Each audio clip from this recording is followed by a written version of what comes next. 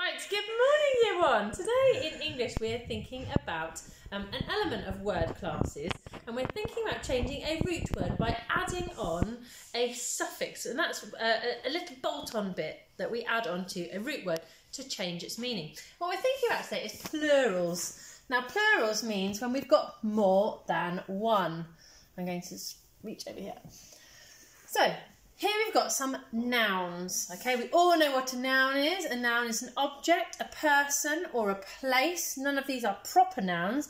Proper noun needs to have a capital letter, doesn't it? So at the moment, these are singular, okay? There is just one of them. There is one dog, there is one pencil, there is one cat.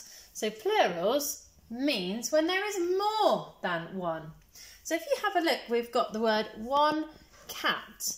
Whereas here, because we've got more than one, we've got three cats. Okay, you can see that in blue, the extra suffix on the end is just the extra s on the end to change cat into cats. Okay, let's have a quick look. So remember, singular means just when we've got one. So here we've got one dog, plural. We're going to change it into lots of dogs by adding a s. We've got one door, and that changes into lots of doors is the plural meaning. Singular, remember, means just one. One pencil, the plural, lots of pencils. That means more than one, doesn't it? And one lamp changes into lots of lamps. So you can see we've changed the word dog into dogs, door into doors, pencil into pencils, lamp into lamps by just adding the s on the end. Okay, now we need to be careful because there is more than one rule for this. Oh, look, I can slide it down here. We're going to look at just two rules. Okay, so the first rule is just add a s to the end. Okay, and for a lot of words that rule works. So you can see here, what's this word? Desk. Desk changes into desks. Book changes into book changes into books. Pen changes into pens. Month changes into months. Train changes into trains. Dog changes into dogs. And I forgot the example at the top. Pear changes into pears. Just by adding just a s on the end. Okay. Now there is a very important rule.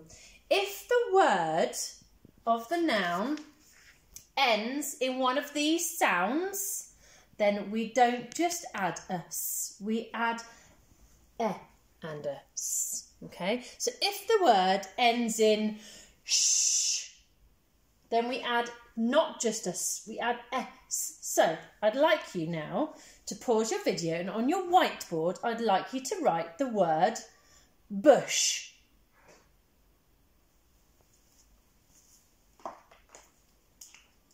Right, so here's my whiteboard. I'm going to write the word bush. Bush. Now to change the word bush into bushes, because it ends in a sh sound, I'm not just going to add s, I'm going to add e and a s.